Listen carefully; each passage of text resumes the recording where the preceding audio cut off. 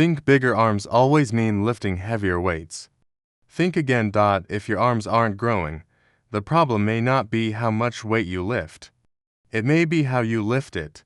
You can add more plates to the bar, use heavier dumbbells, and force yourself through harder reps.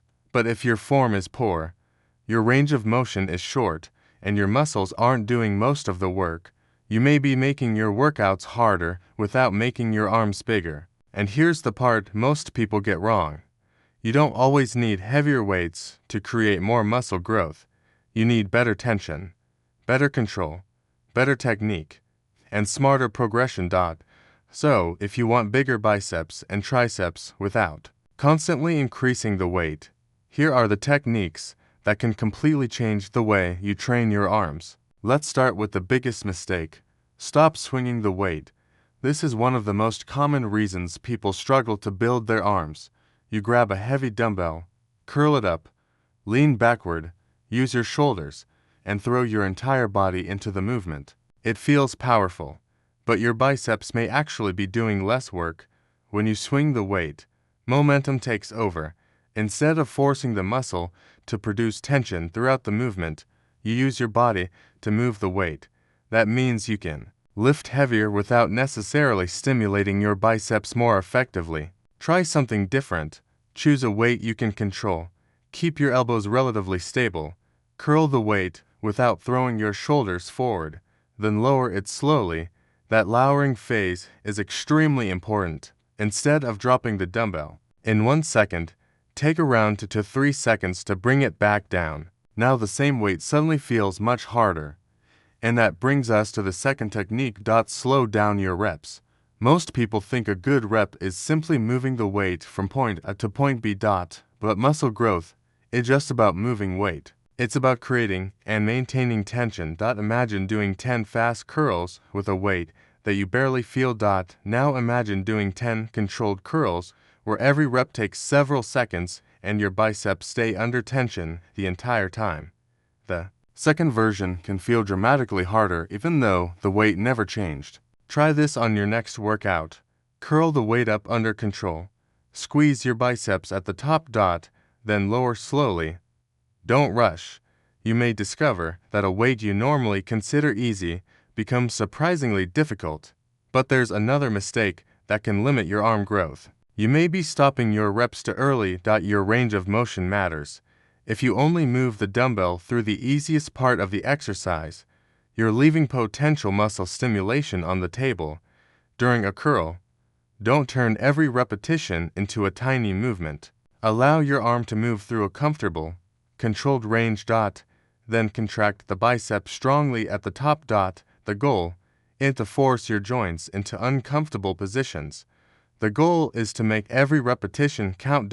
And this same principle applies to your triceps. If you're doing triceps push-downs, don't just bounce the weight down and immediately let it fly back up. Control the movement. Keep your upper arms relatively stable. Push the handle down while focusing on contracting the triceps. Then return the weight slowly. You don't need a massive stack of weight if your triceps are actually doing the work. Now let's talk about one of the most powerful ways to make lighter weights feel heavier.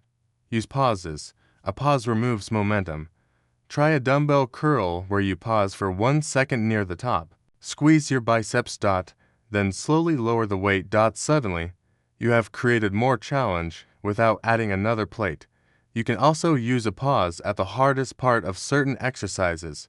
For example, during a triceps push down, fully contract the triceps and hold that position briefly before returning to the starting position. This gives you more control and forces you to stay connected with the target muscle.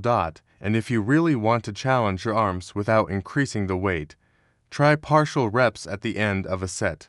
Here's how it works. Start with your normal controlled repetitions. Continue until you can no longer complete another clean full rep. Instead of immediately stopping, you can perform a few controlled partial repetitions through a safe portion of the movement. This can make the final part of your set extremely demanding. But remember, this is an advanced technique. Don't turn every set into a brutal failure session. Your goal is quality training, not simply making yourself exhausted.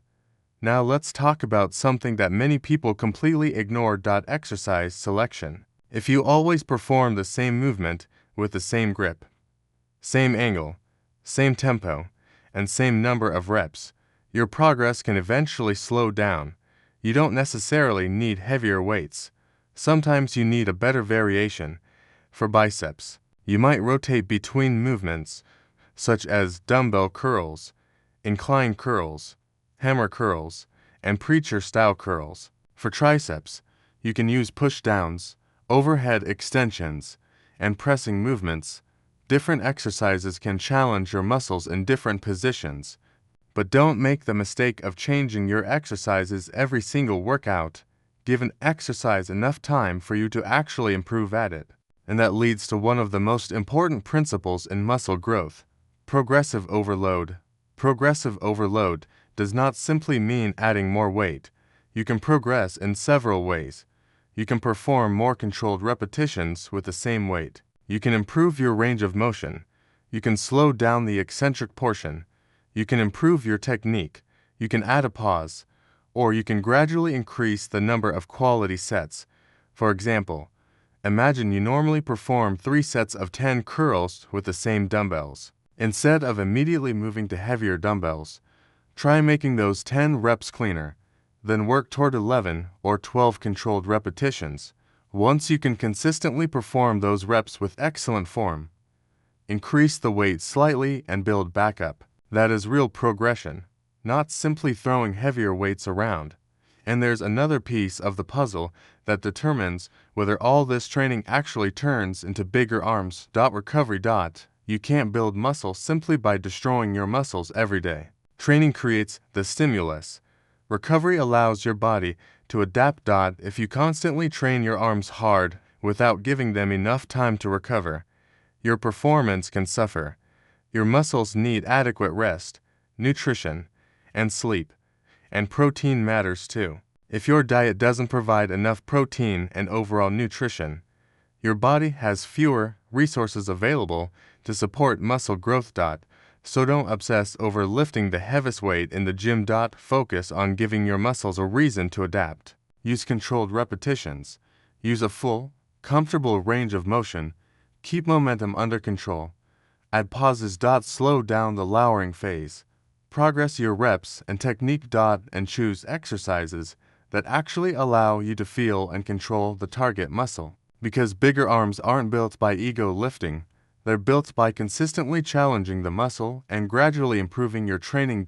So the next time you walk into the gym, don't automatically reach for the heaviest dumbbells. Choose a weight you can control. Make every rep deliberate, make every set count, and remember this. The goal isn't to lift the heaviest weight you can move. The goal is to make the muscle work harder than it did before. Train smarter. Control the weight. Progress over time. And give your body the recovery it needs. Do that consistently, and you may be surprised by how much your arms can grow without constantly lifting heavier.